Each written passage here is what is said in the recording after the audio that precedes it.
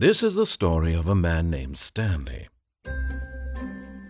Stanley worked for a company in a big building where he was employee number 427. Employee number 427's job was simple. He sat at his desk in room 427 and he pushed buttons on a keyboard.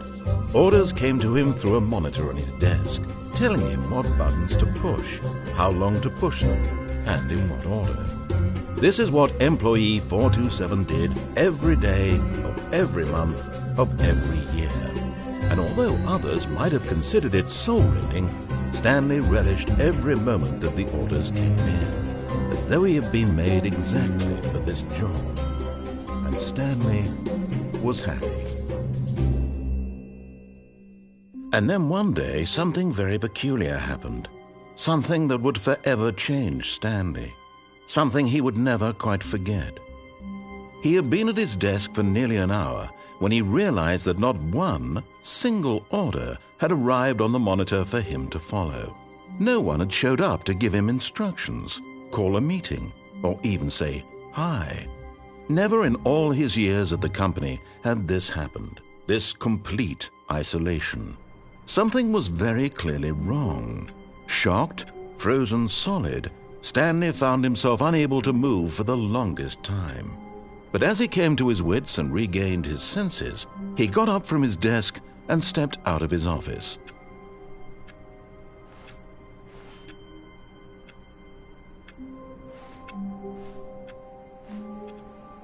All of his co-workers were gone. What could it mean? Stanley decided to go to the meeting room. Perhaps he had simply missed a memo.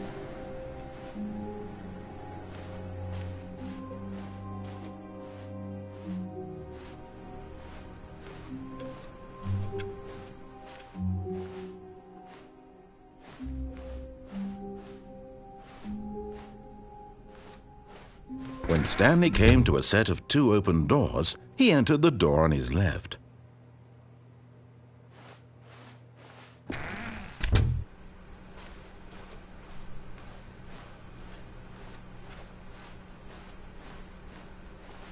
Yet there was not a single person here either. Feeling a wave of disbelief, Stanley decided to go up to his boss's office, hoping he might find an answer there.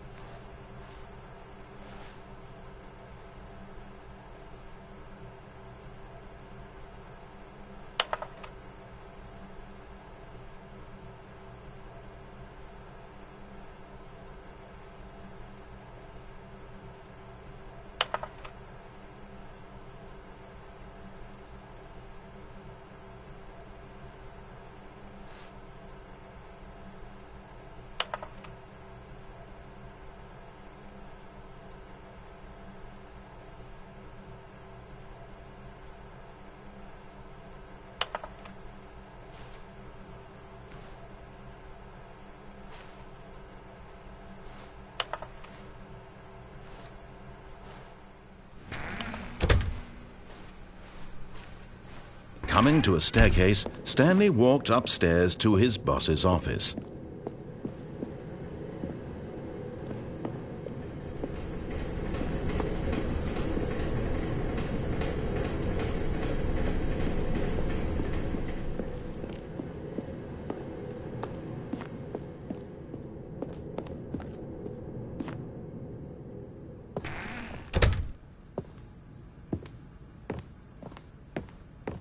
Stepping into his manager's office, Stanley was once again stunned to discover not an indication of any human life. Shocked, unraveled, Stanley wondered in disbelief who orchestrated this, what dark secret was being held from him. What he could not have known was that the keypad behind the boss's desk guarded the terrible truth that his boss had been keeping from him. And so the boss had assigned it an extra secret PIN number, 2845. But of course, Stanley couldn't possibly have known this.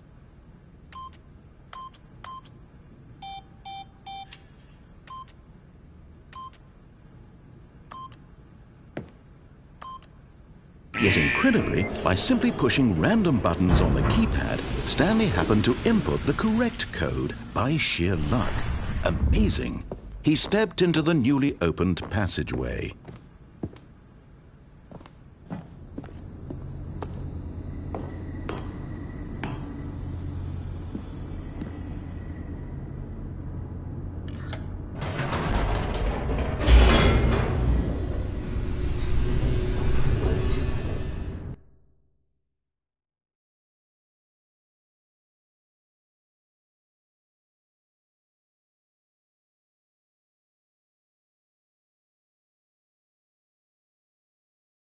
Descending deeper into the building, Stanley realized he felt a bit peculiar.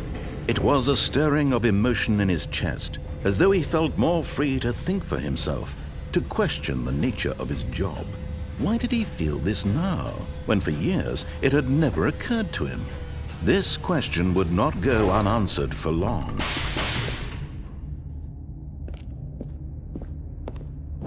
Stanley walked straight ahead through the large door that read Mind Control Facility.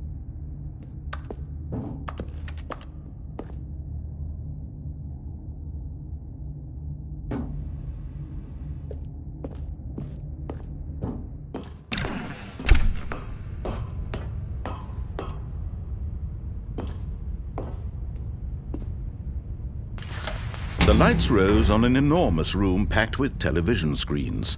What horrible secret did this place hold? Stanley thought to himself. Did he have the strength to find out?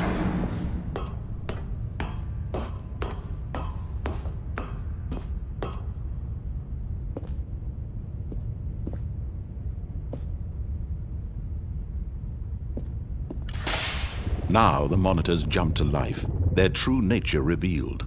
Each bore the number of an employee in the building, Stanley's co-workers. The lives of so many individuals reduced to images on a screen, and Stanley, one of them, eternally monitored in this place where freedom meant nothing.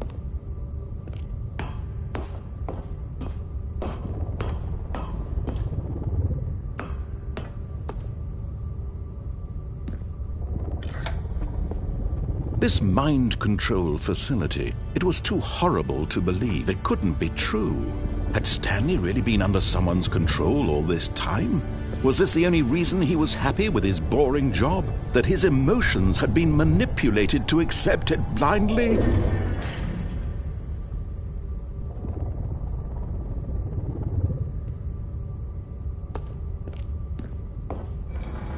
No. He refused to believe it. He couldn't accept it. His own life in someone else's control? Never! It was unthinkable. Wasn't it? Was it even possible? Had he truly spent his entire life utterly blind to the world? But here was the proof. The heart of the operation. Controls labeled with emotions. Happy, or sad, or content. Walking, eating, working, all of it monitored and commanded from this very place. And as the cold reality of his past began to sink in, Stanley decided that this machinery would never again exert its terrible power over another human life. For he would dismantle the controls once and for all. Oh, Stanley. You didn't just activate the controls, did you?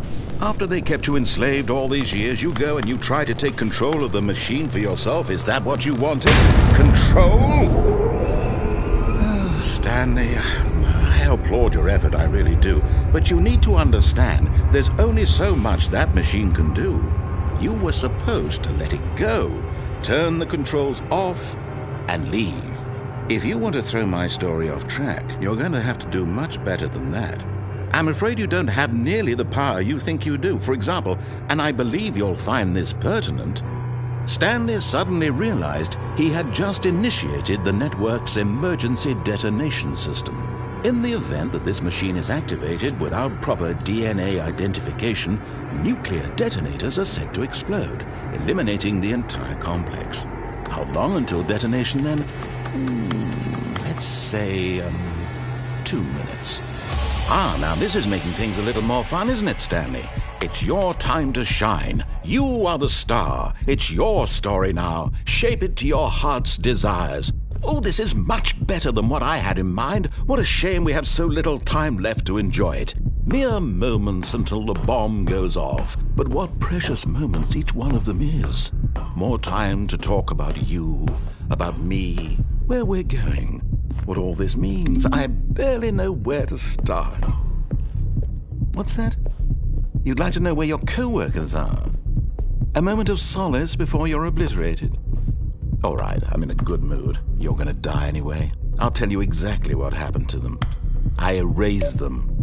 I turned off the machine. I set you free. Of course, that was merely in this instance of the story. Sometimes when I tell it, I simply let you sit there in your office forever, pushing buttons endlessly and then dying alone. Other times, I let the office sink into the ground, swallowing everyone inside, or I let it burn to a crisp. I have to say this, though, this version of events has been rather amusing. Watching you try to make sense of everything and take back the control wrested away from you, it's quite rich. I almost hate to see it go. But I'm sure whatever I come up with on the next go-around will be even better. My goodness, only 34 seconds left. But I'm enjoying this so much. You know what? To hell with it. I'm going to put some extra time on the clock, why not? These are precious additional seconds, Stanley. Time doesn't grow on trees. Oh dear me, what's the matter, Stanley? Is it that you have no idea where you're going or what you're supposed to be doing right now? Or did you just assume when you saw that timer that something in this room was capable of turning it off? I mean, look at you. Running from button to button, screen to screen, clicking on every little thing in this room. These numbered buttons, no, these colored ones, or maybe this big red button, or this door. Everything, anything, something here will save me. Why would you think that, Stanley? That this video game can be beaten? Won? Solved? Do you have any idea what your purpose in this place is? Stanley, you're in for quite a disappointment. But here's a spoiler for you. That timer isn't a catalyst to keep the action moving along. It's just seconds ticking away to your death. You're only still playing instead of watching a cutscene because I want to watch you for every moment that you're powerless. To see you made humble. This is not a challenge. It's a tragedy. You wanted to control this world, that's fine. But I'm going to destroy it first, so you can't. Take a look at the clock, Stanley. That's 30 seconds you have left to struggle. 30 seconds until a big boom and then nothing. No ending here, just you being blown to pieces. Will you cling desperately to your frail life, or will you let it go peacefully? Another choice. Make it count. Or don't. It's all the same to me, all a part of the joke. And believe me, I will be laughing at every second of your inevitable life from the moment we fade in until the moment I say, happily ever up.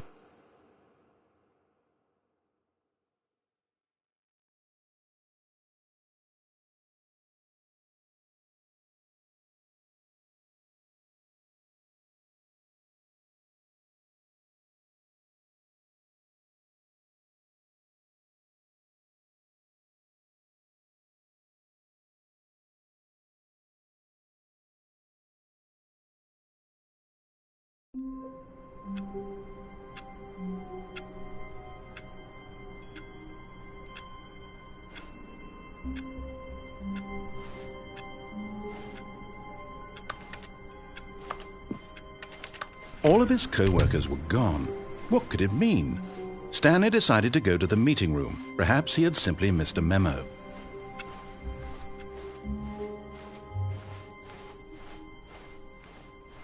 When Stanley came to a set of 2 open doors, this was not the correct way to the meeting room, and Stanley knew it perfectly well. Perhaps he wanted to stop by the employee lounge first, just to admire it. Ah, yes, truly a room worth admiring. It had really been worth the detour after all, just to spend a few moments here in this immaculate, beautifully constructed room. But eager to get back to business, Stanley took the first open door on his left.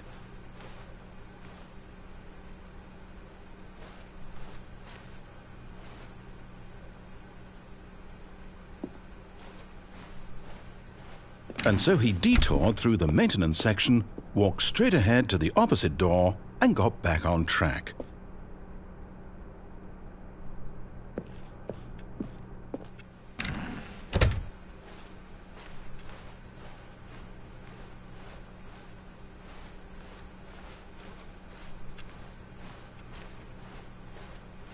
Yet there was not a single person here either. Feeling a wave of disbelief, Stanley decided to go up to his boss's office, hoping he might find an answer there. Coming to a staircase, Stanley walked upstairs to his boss's office.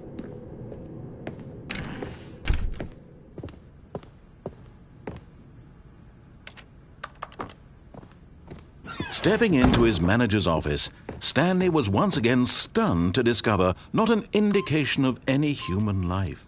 What could it mean? Stanley was in such a rush to get through the story as quickly as possible, he didn't even have a single minute to just let the narrator talk. That kind of anxiety isn't healthy, so he relaxed for a few moments with some calming New Age music.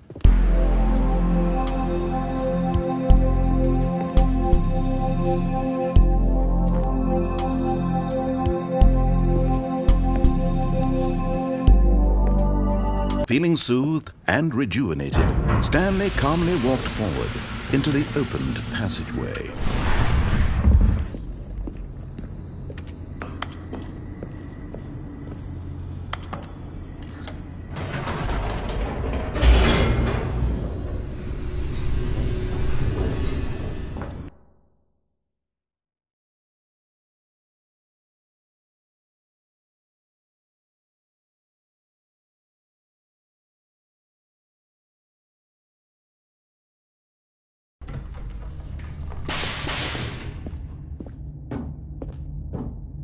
Stanley walked straight ahead through the large door that read Mind Control Facility.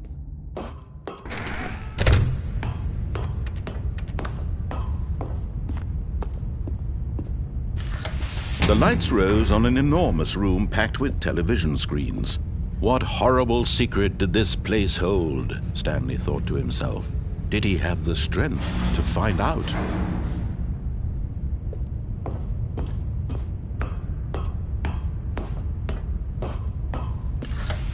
Now the monitors jumped to life, their true nature revealed.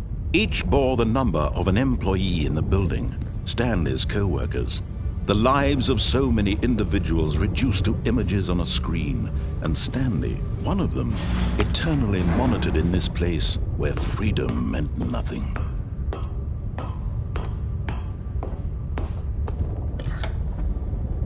This mind control facility, it was too horrible to believe. It couldn't be true. Had Stanley really been under someone's control all this time? Was this the only reason he was happy with his boring job? That his emotions had been manipulated to accept it blindly? No, he refused to believe it. He couldn't accept it. His own life in someone else's control? Never! It was unthinkable. Wasn't it? Was it even possible? Had he truly spent his entire life utterly blind to the world? But here was the proof, the heart of the operation. Controls labeled with emotions, happy or sad or content, walking, eating, working, all of it monitored and commanded from this very place. And as the cold reality of his past began to sink in, Stanley decided that this machinery would never again exert its terrible power over another human life.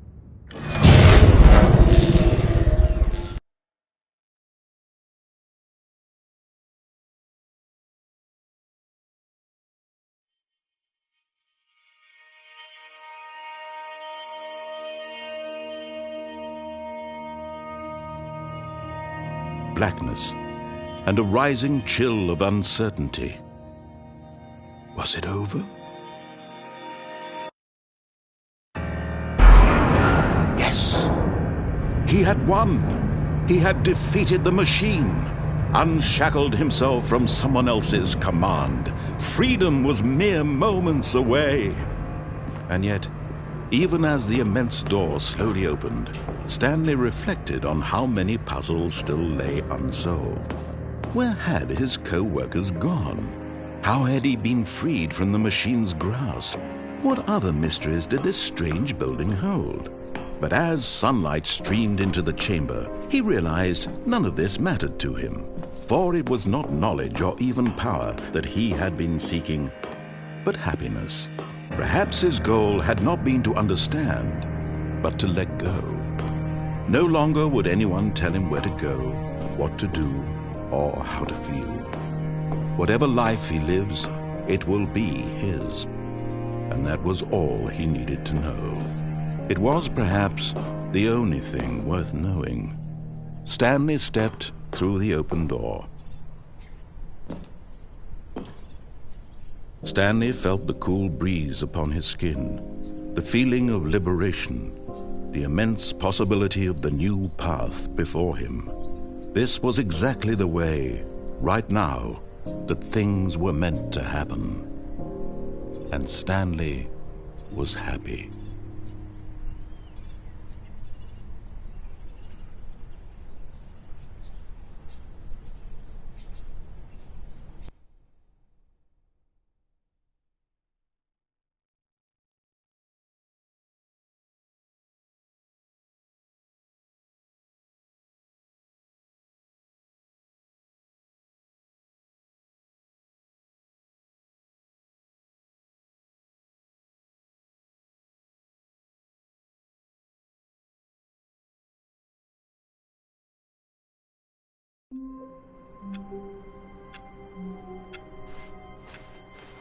All of his co-workers were gone.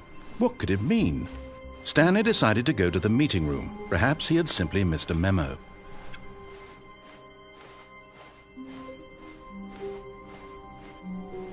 When Stanley came to a set of 2 open doors, this was not the correct way to the meeting room, and Stanley knew it perfectly well.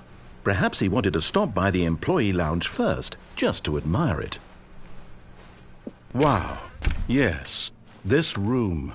But eager to get back to business, Stanley took the first open door on his left.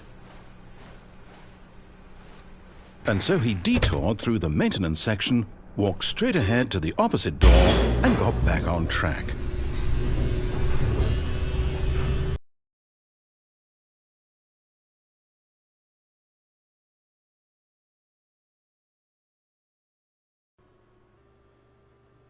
But Stanley didn't want to go back to the office. He wanted to wander about and get even further off track. So now in order to get back, he needed to go, from here it's, left. Oh, no, it's to the right, my mistake.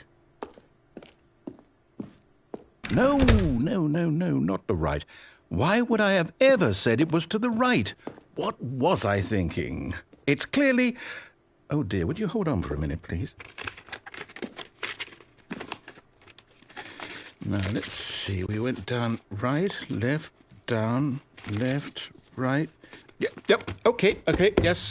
I've got it now. This story is absolutely, definitely this way.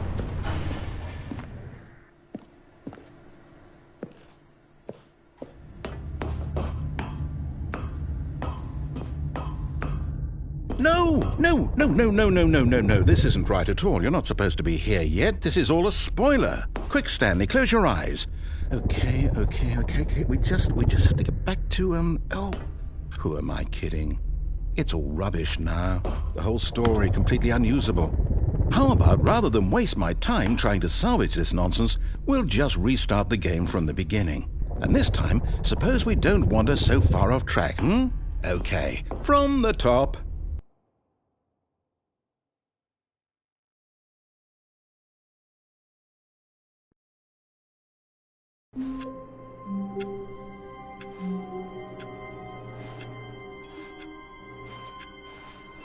All of his co-workers were gone. What could it mean? Stanley decided to go to the meeting room. Perhaps he had simply missed a memo.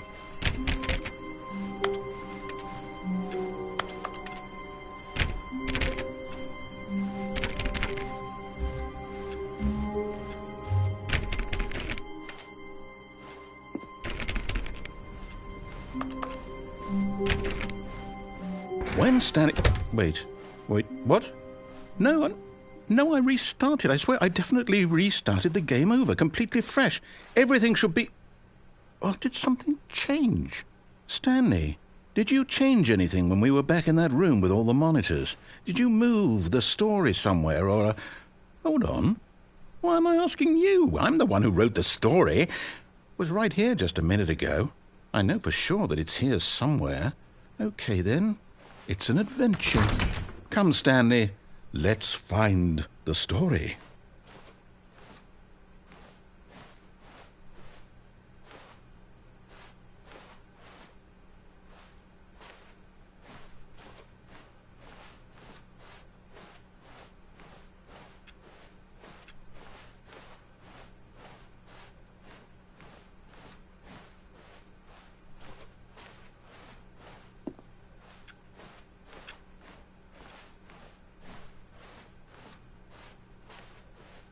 I'll say it. This is the worst adventure I've ever been on. I can promise you there definitely was a story here before. Do we need to restart the game again? Well, I find it unlikely that we'll ever progress by starting over and over again, but it's got to be better than this. Okay, let's give it a shot. Why not?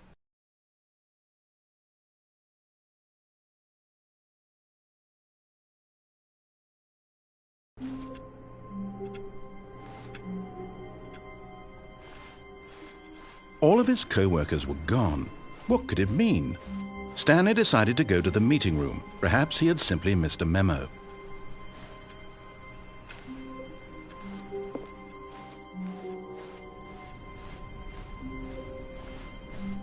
Okay, yep, it's worse. I might be remembering this wrong. It's possible the story is back where we just came from. Why don't we go back the other direction and see if we missed anything?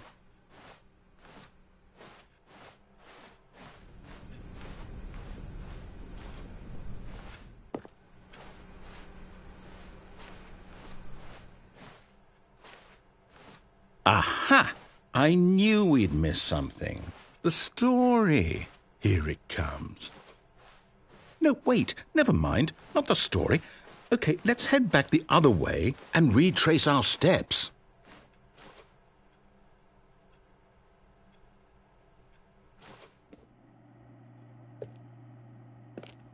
Now this... Well, I'll be honest, I don't recognize this place at all. Is this the story? I don't think so. I can't quite recall, but I believe my story took place in an office building. Is that correct? Do you remember, Stanley? Well, do you know what? Since I've completely forgotten what we were supposed to be doing, how about this? You win! Congratulations! I know you put in a lot of hard work, and it really paid off, so good job.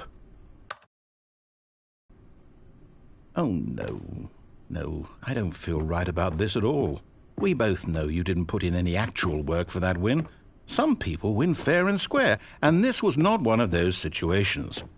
Okay, I'm getting weirded out by whatever this place is. I don't care what might happen this time. I have to restart.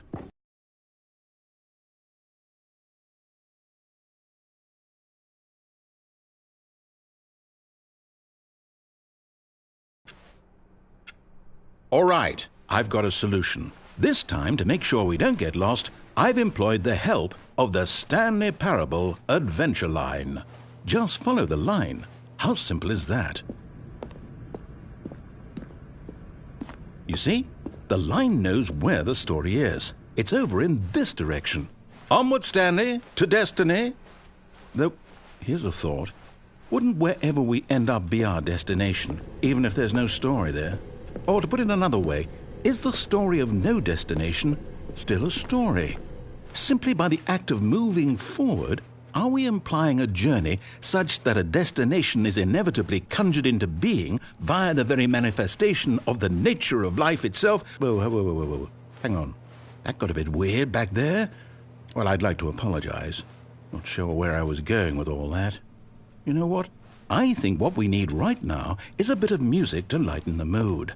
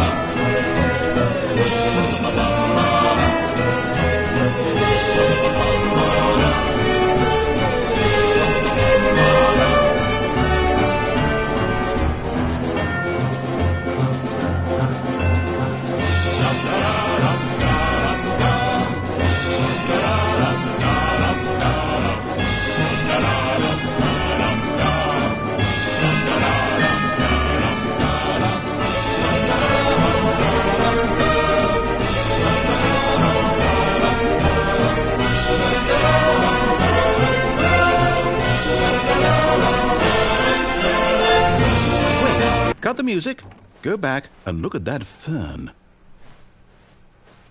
Stanley, this fern will be very important later in the story. Make sure you study it closely and remember it carefully.